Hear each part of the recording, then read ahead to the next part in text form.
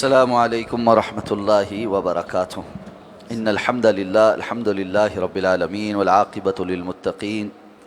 والصلاة والسلام علی سید الانبیاء والمرسلین نبینا محمد وعلی آلہ واصحابہ ومن تبعہم بإحسان الی یوم الدین الحمد للہ الذی ہدانا لہذا وما کنا لنہتدی لولا ان ہدانا اللہ رب اشرح لي صدري ويسر لي أمري واحلل عقدة من لساني يفقه قولي اللهم انفعنا بما علمتنا وعلمنا ما ينفعنا وزدنا علما۔ اللہ تعالیٰ کے فضل و احسان سے سورہ النساء کی آیت نمبر 11 سے متعلق ہماری گفتگو کا سلسلہ جاری ہے۔ ابتداءً ہم نے آیہ مبارکہ کے پہلے حصے اللہ تعالیٰ نے ارشاد فرمایا کہ یوصیکم اللہ فی اولادکم، اللہ تمہیں تمہاری اولاد کے متعلق تاکیدی وصیت کرتا ہے۔ للذکر مثل حظ الانثیین، لڑکے کے لیے دگنا ہے لڑکی کے مقابل۔ فإن کن نساء فوق اثنتین، پھر اگر وہ عورتیں ہوں 2 سے زائد، فلہن ثلث ما ترک، تو ان کے لیے ہے 2/3 جو وہ چھوڑ جائے۔ یہاں تک ہماری گفتگو مکمل ہو چکی ہے، یعنی فوت ہونے والے کی 2 سے زائد بیٹیاں ہیں فوق اثنتین، تو ان کے لیے 2/3 مال۔ اب جو 1/3 مال ہے اس کا کیا ہوگا؟ رسول اللہ صلی اللہ علیہ وسلم نے ارشاد فرمایا کہ جو ورثاء بیان ہوئے ہیں، جب ان کا جو حق بنتا ہے وہ دے دیا جائے، اس کے بعد جو بچتا ہے تو وہ قریبی مرد رشتہ دار کے لیے، قریبی مرد رشتہ دار کے لیے۔ تو یہاں اس کیس میں ایک بندہ ایسا ہے جو فوت ہوا ہے اور اس کے ورثاء میں صرف بیٹیاں ہیں اور کوئی بھی نہیں، نہ اوپر نہ نیچے، تو اب ایسے میں اس کی بیٹیوں کو 2/3 ملے گا، اور بقیہ مال اس کا جو قریبی مرد رشتہ دار، جیسے اس کا کوئی چچا یا اس کا کوئی بھتیجا یا جو بھی قریبی مرد رشتہ دار سب سے قریبی موجود ہوگا، تو وہ ان کو جو بقیہ مال ہے وہ جائے گا۔ اب اگر وہ جو قریبی رشتہ دار ہیں وہ 1 سے زائد ہیں تو وہ ان کے اندر برابر تقسیم ہو جائے گا۔ مثلاً اس کے 3 چچا ہیں تو 1/3 مال اس کے 3 چچا کے درمیان یا اس کے 3 بھتیجوں کے درمیان برابر تقسیم ہو جائے، تو یہ 2/3 اس کی بیٹیوں کو ملے گا۔ رسول اللہ صلی اللہ علیہ وسلم نے حضرت سعد رضی اللہ تعالیٰ عنہ کی بیٹیوں کو یہ 2/3 حصہ دلوایا تھا۔ فرمایا وَإِن كَانَتْ وَاحِدَةً، اور اگر وہ ایک ہو، یعنی ایک بیٹی ہے اس کی، وارثوں میں اس کی صرف ایک بیٹی ہے، بیٹا کوئی نہیں، فَلَهَا النِّصْفُ، تو اس کے لیے اس کے مال کا نصف ہے، وَلِأَبَوَيْهِ، اور اس کے والدین کے لیے۔ اب ایک تو یہ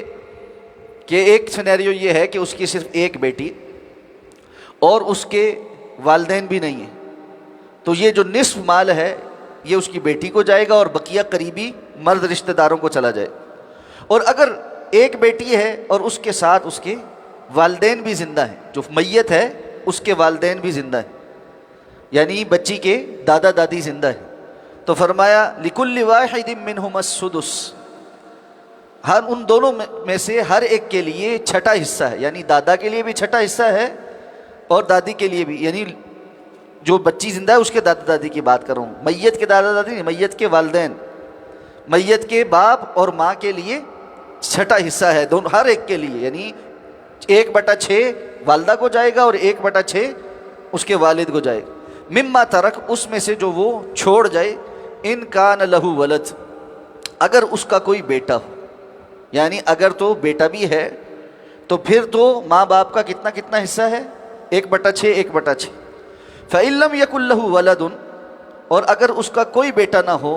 وورثه أبواه، اور اس کے وارث بنے اس کے والدین، فلأمه الثلث، تو اس کی ماں کا تیسرا حصہ ہے۔ اب یہ ایک اور کیس آ گیا کہ اگر کوئی بندہ ایسے فوت ہوتا ہے کہ اس کا کوئی بیٹا نہیں، بیٹا ہے تو ماں اور باپ کا کیا حصہ ہے؟ 1/6 1/6۔ دوسرا کیس کیا آ گیا؟ بندہ فوت ہوا، اس کے ماں باپ اس کے وارث ہیں، اولاد نہیں، اب ماں باپ میں سے والدہ کو تیسرا حصہ ملے گا، فَلِأُمِّهِ الثُّلُث، اور بقیہ جو ہے وہ اس کے والد کو ملے گا۔ اور پھر فرمایا فَإِن كَانَ لَهُ إِخْوَةٌ، اگر اس کے بھائی بھی ہوں، فَلِأُمِّهِ السُّدُسُ، تو اب اس کی ماں کا حصہ 1/6 ہوگا۔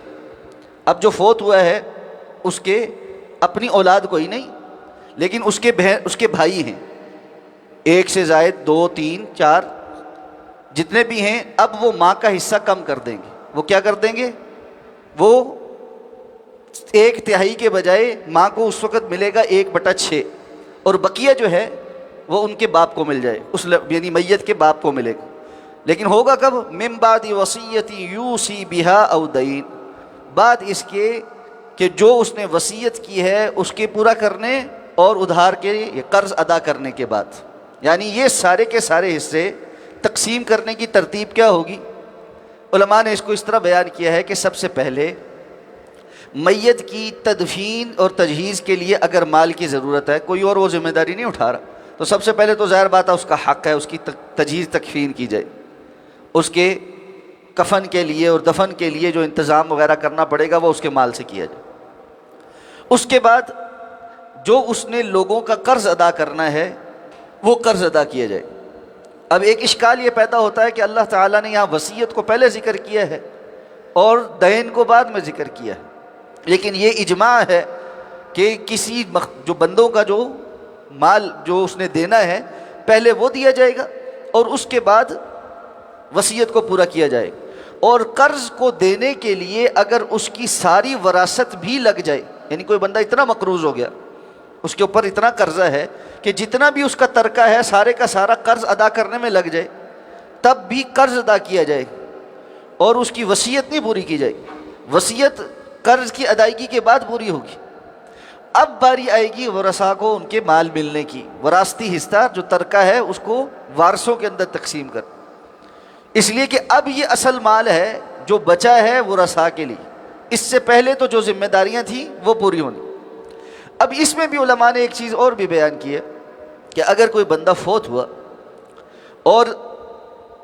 اس کے قرضہ ادا کرنے، تجہیز تکفین ہونے، قرضہ ادا کرنے، وصیت کی ہے تو پوری کرنے کی ضرورت ہے، وگرنہ اس سے پہلے ایک کام اور، اگر تو اس بندے نے حج نہیں کیا اور اس کے پاس مال ہے کہ اب اس کو حج کرنا چاہیے، تو ورثاء کو وراثت تقسیم کرنے سے پہلے اس کے حج کا انتظام کرنا کہ حج بدل ہو، کیونکہ یہ اللہ کا حق ہے اور بندوں کے حق سے اللہ کا حق فائق ہے کہ پہلے اس کو ادا کیا جائے۔ اس بندے نے اپنی زندگی میں اس جانب توجہ نہیں کی یا کسی وجہ سے نہیں کر سکا،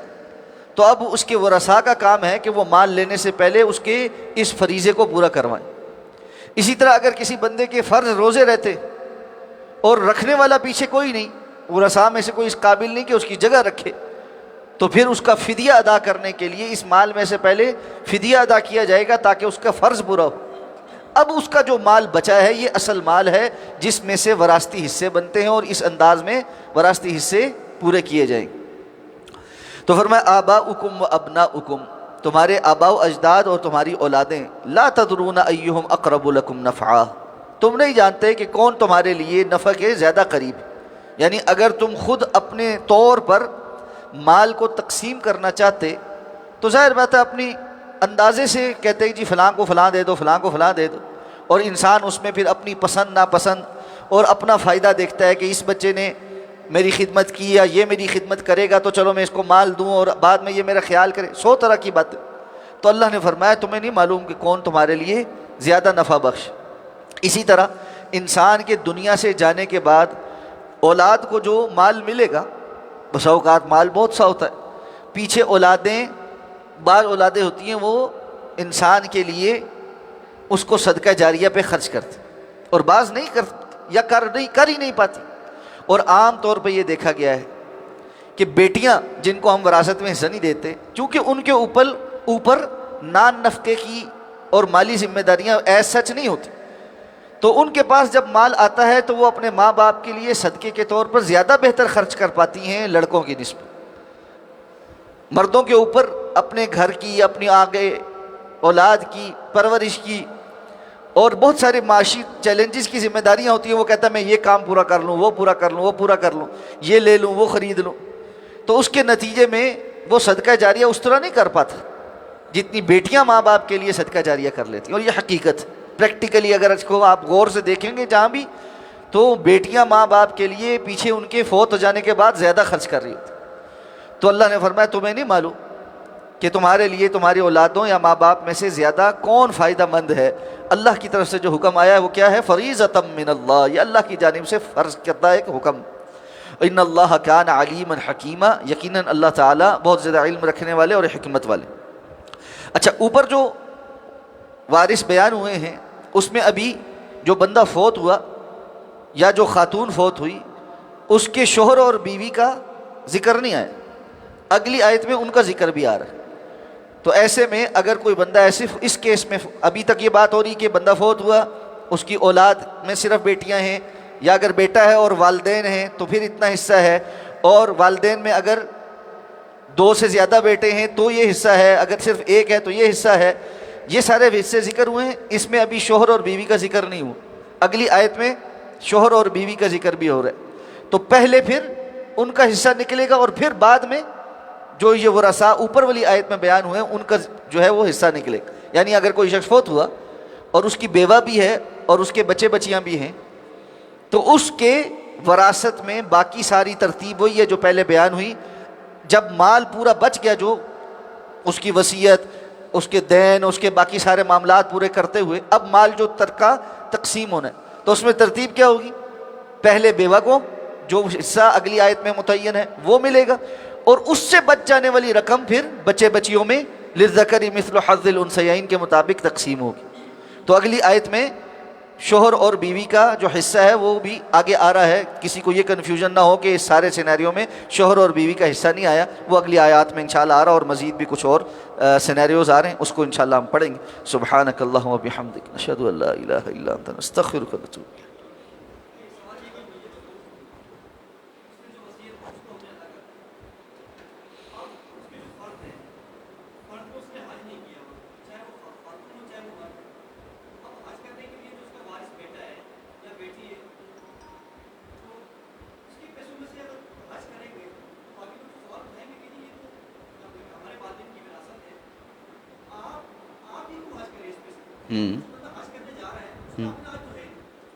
اس کا اپنا حج نہیں ہے،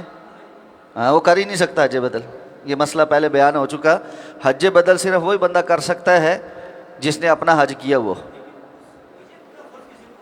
اس میت کا حج فرض ایسے پورا ہوگا۔ اولاد میں سے اگر کسی نے حج کیا ہوا ہے پہلے اپنا، تو ظاہر بات ہے پھر وہ مقدم ہے باقیوں کے اوپر، کیونکہ باقی تو کر ہی نہیں سکتے حج، جس نے کیا ہوا ہے وہ حج جا کے کرے گا۔ اچھا، اگر مثال کے طور پہ بہت ساری اولادوں نے حج کیا ہوا ہے پہلے، اب وہ آپس میں کہتے ہیں جی کہ کون جائے گا، میں جاؤں تو جائے، تو بھائی انڈرسٹینڈنگ کریں کہ ماں باپ کا حج کس کو کرنا چاہیے، اور اس میں فوقیت اس کو دینی چاہیے جس کے پاس زیادہ علم ہو، جو اچھے طریقے سے جا کے حج کر سکے۔ اگر پھر بھی مسئلہ نہیں حل ہوتا تو قرآن اندازی کر لیں، جس کا نام نکلے وہ چلا جائے۔ 5 میں سے کسی نے نہیں کیا، پھر وہ کسی ایسے بندے کو ڈھونڈیں گے کہ جس نے حج کیا ہوا ہے، اور اس کو کہیں گے کہ آپ ہمارے والد کا حج کر کے۔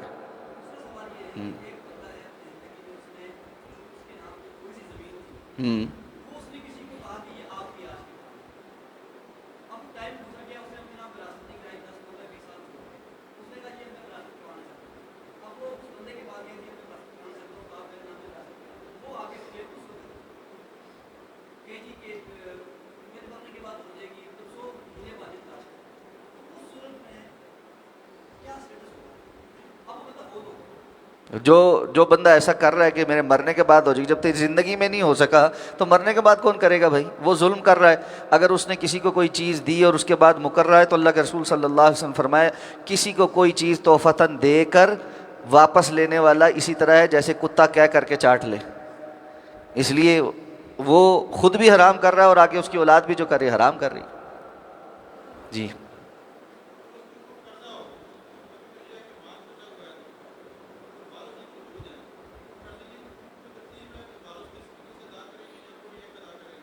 اچھا، اگر کسی بندے پہ قرضہ ہے اور مال موجود ہے تو اس مال میں سے قرضہ ادا ہوگا۔ اگر مال ہے نہیں، اب جو وارث ہیں کیا ان کے اوپر اس قرض کا بوجھ ہے یا نہیں ہے؟ اچھا، اس پہ علماء کا اختلاف ہے۔ ایک تو یہ کہ اگر اس بندے نے قرضہ اٹھایا اور پیچھے اپنے ورثاء میں سے جو لوگ وارث بنتے ہیں ان کے ذمے لگایا کہ یار تم لوگ یہ میرے قرضے کا ذمہ دار بن جاؤ،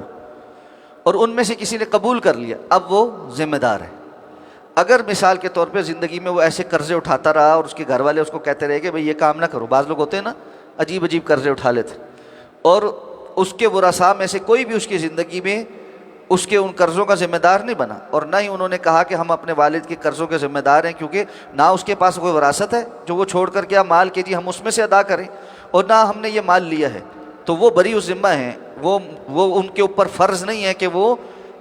جو ان کے باپ نے یا کسی بڑے نے جس کے وہ وارث بنتے ہیں قرضہ اٹھایا اور خود کہیں برباد کر دیا اور وراثت بھی کچھ نہیں چھوڑی، تو وہ اس کا قرض اس کی جگہ پہ ادا کرتے رہیں، الا یہ کہ کوئی ذمہ داری لے لے کہ ہاں ٹھیک ہے میرا باپ تھا، ظاہر بات ہے اس نے قرضہ لیا، نقصان ہو گیا، کچھ ہو گیا، میں ذمہ لیتا ہوں۔ تو جو ذمہ لیتا ہے وہ تو کوئی غیر بندہ بھی ذمہ لے سکتا ہے۔ جیسے رسول اللہ صلی اللہ علیہ وسلم کی حدیث ہے، آپ نے ایک جنازہ آیا تو اس کے متعلق پوچھا اس کے اوپر کوئی قرضہ ہے؟ تو کہا گیا جی اس کے اوپر قرض ہے۔ آپ نے فرمایا تم لوگ جنازہ پڑھو، میں نہیں پڑھوں گا۔ اتنے میں ایک بندے نے کہا اللہ کے رسول اس کا قرضہ میں اپنے ذمہ لیتا ہوں، آپ جنازہ پڑھائیں۔ تو آپ نے پھر اس کے ذمہ لینے پر پھر جنازہ پڑھایا۔ اب جس نے ذمہ لے لیا وہ اس کا ہو گیا، وہ بری ہو گیا جو فوت ہو گیا۔ تو ایسے میں اولاد جو ہے یا وارث جو ہیں ان کو سوچ سمجھ کے ذمہ لینا چاہیے۔ ہاں یہ نہیں ہے کہ اس کا مال ہے اور وہ کہیں کہ جی ہم تو نہیں دیتے جی باپ نے لیا تھا، اور مال بھی وراثت میں لے کے ہڑپ کر کے بیٹھ گئے، یہ وہ حرام کر رہے، اس لیے کہ اس کا جو مال ہے اس میں سے پہلے قرضہ جائے، ان کا حق ہی نہیں۔ مقروض جو لوگ قرض خواہ ہیں وہ ان کا حق پہلے ان کو جائے گا، پھر جو بچے گا پھر وہ تقسیم۔ سبحانک اللہ۔